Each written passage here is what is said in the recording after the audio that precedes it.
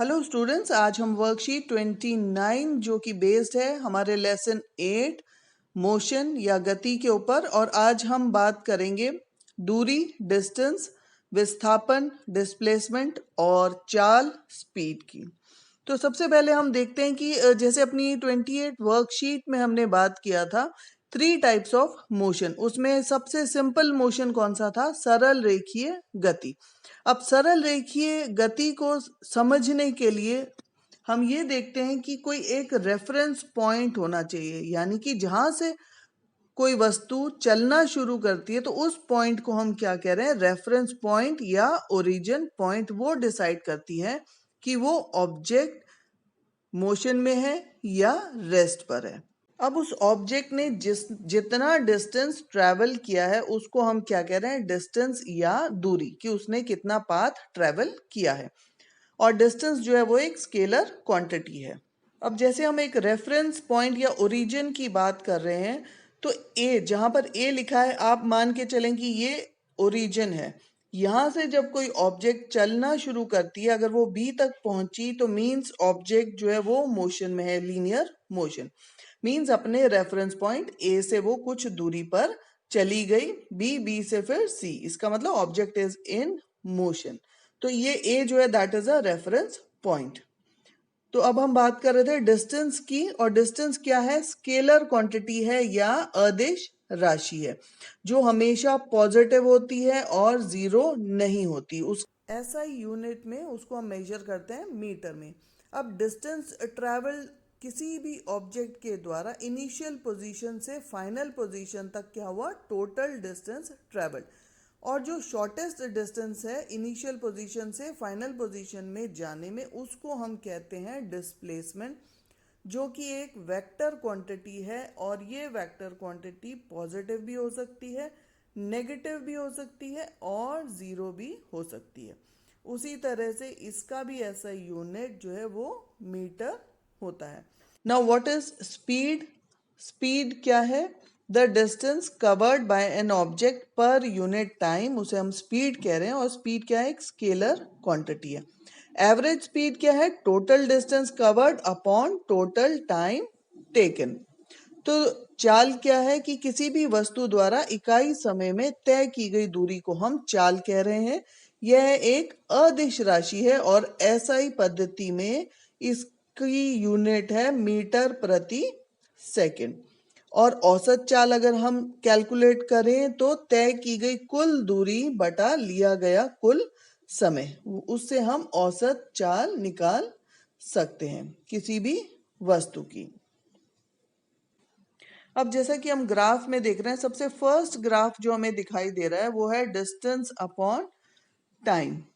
और distance upon time में हमें स्ट्रेट लाइन, एक सीधी रेखा नजर आ रही है। इसका मतलब क्या है? कि जो वस्तु है वो एक समान गति से चल रही है।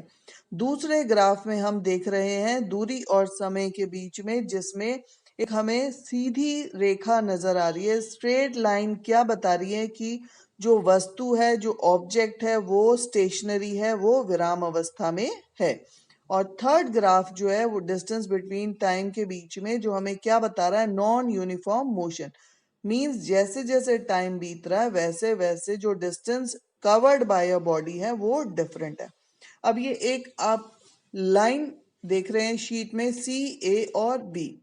अब अगर हम ये कहते हैं कि ए से हम बी की तरफ चले, 5 मीटर हमने डिस्टेंस ट्रैवल किया, तो इसको हम कह रहे हैं डिस्प्लेसमेंट विल बी 5 मीटर। यहाँ पर जो डिस्प्लेसमेंट है वो +5 है।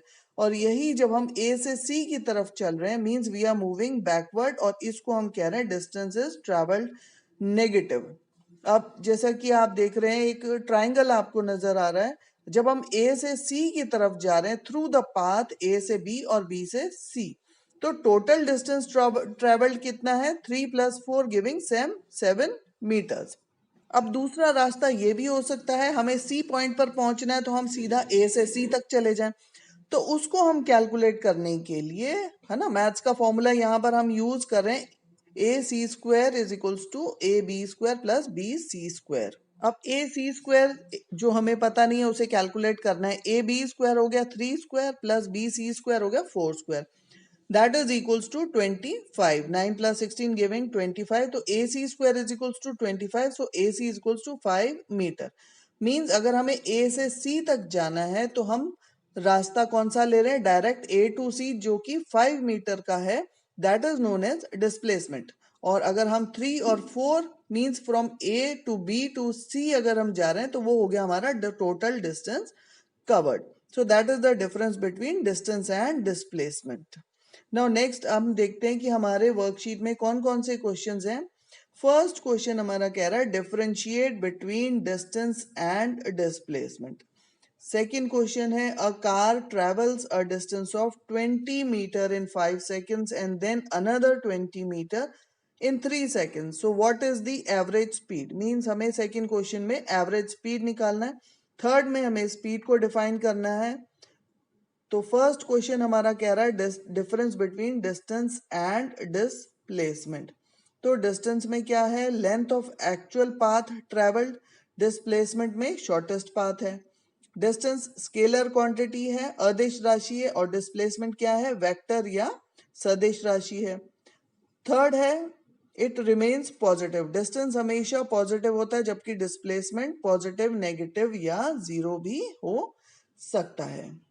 और distance can be equal to displacement और displacement can be equal to distance और इज लेसर देन डिस्टेंस. तो ये हमारे डिफरेंसेस हैं बिटवीन डिस्टेंस एंड डिस्प्लेसमेंट.